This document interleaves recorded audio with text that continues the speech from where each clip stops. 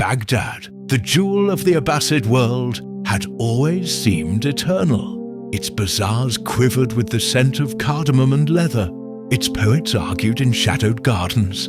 Its scholars filled scrolls thick with mathematics, medicine, astronomy, and stories from every corner of the known world. The House of Wisdom stood at its heart, a palace of parchment where knowledge hummed like a beehive. And in one corner of this palace, running errands, dusting shelves, and sneaking peeks at forbidden manuscripts was Yusuf, son of a humble bookbinder. At 12, he was still more boy than man, fragile as a reed but already thick with curiosity. He knew the corridors not by number, but by smell. One smelled of pressed leather, another of cedar, another faintly of rosewater where poetry was copied. Sheikh Harun, the white-bearded master librarian, loved teasing him. "You'll drown in ink. Boy, before you learn to swim in the Tigris." Yusuf only grinned, sometimes dipping his fingers in the black well of fresh ink, whispering, "Let me drown in words instead." But in the fateful year 1258, it was not in words that Baghdad drowned. From the horizon rose the dust of the Mongol army, Hulagu Khan's horsemen rumbling like an approaching storm. Their reputation traveled before them. Cities reduced to ash, rivers clogged with corpses, empires dissolved. Baghdad trembled.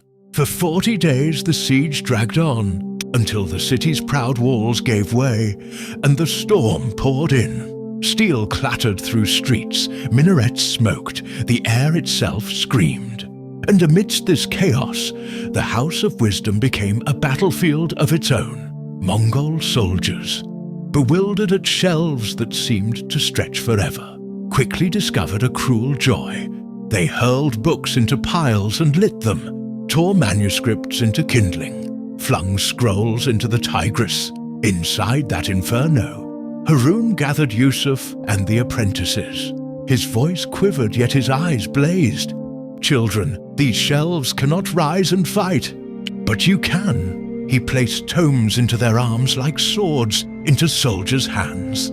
Each page is a soldier, each verse a defense. Save what you can. Yusuf tucked a small but precious manuscript under his tunic. Poems and medicinal recipes bound together by his own father's repairs. He hugged it as the city quaked. Harun guided them into ancient tunnels, built beneath the library, passages meant to protect knowledge during floods. Rubber-limbed from fear, Yusuf forced himself forward. Behind him, the cries of his friends filled the tunnels. Some stumbled, some were seized. But Yusuf pressed on, tears streaking dust. Scroll pressed so close, he could feel his heart thudding against it. They emerged from the labyrinth into a nightmare. Baghdad was burning, copper domes dripping tears of molten fire, streets rattling with screams. And on the riverbank, the boy saw the image that would never leave him. The Tigris black as tar under drifting books. The proud river now a graveyard of ink. Harun staggered beside Yusuf, a heavy tome in his arms, his breath shallow. With blood staining his robes, he pressed the manuscript into Yusuf's hands. "Carry this," he whispered. "Even if you forget me, carry this." Then the sheikh crumpled, surrendering his last breath not to swords, but to smoke.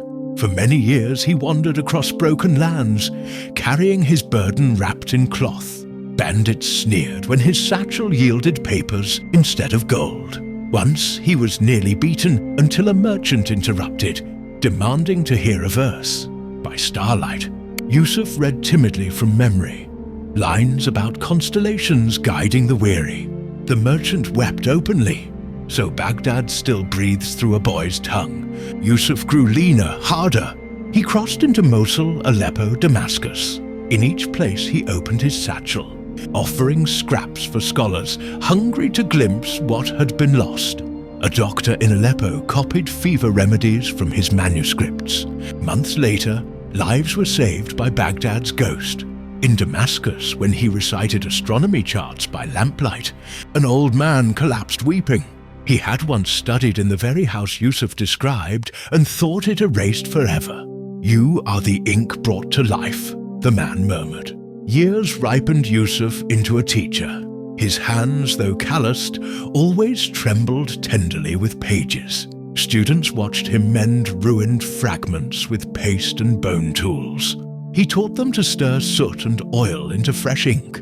He whispered fiercely, "The Mongols can burn shelves, but not memory. We are the true shelves." He was called Yusuf the Scribe, the one who carried Baghdad under his cloak. And yet destiny tugged him further westward. Merchants carried him across seas into Granada, city of oranges and fountains. There he tasted something almost cruelly beautiful. Another great library, crowded with Muslim, Christian, and Jewish scholars side by side. He laid down his manuscripts upon a desk, and silence spread through the hall. Scholars bent reverently over them. Baghdad's starlit charts, forgotten recipes, fragments of verse that seemed to breathe the Tigris itself. They copied furiously, ink-stained hands ensuring the spark would never dim. Knowledge from a vanished city spread silently into new lands, drifting into Latin, into European thought, until even centuries later, great men in far-off towers would unknowingly sip wisdom Yusuf had rescued.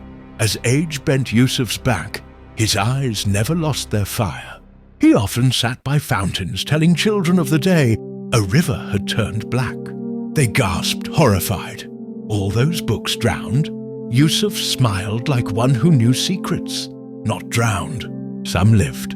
Because ideas hide, inside memory, on tongues, in children who listen. The smallest hands can guard the largest empires.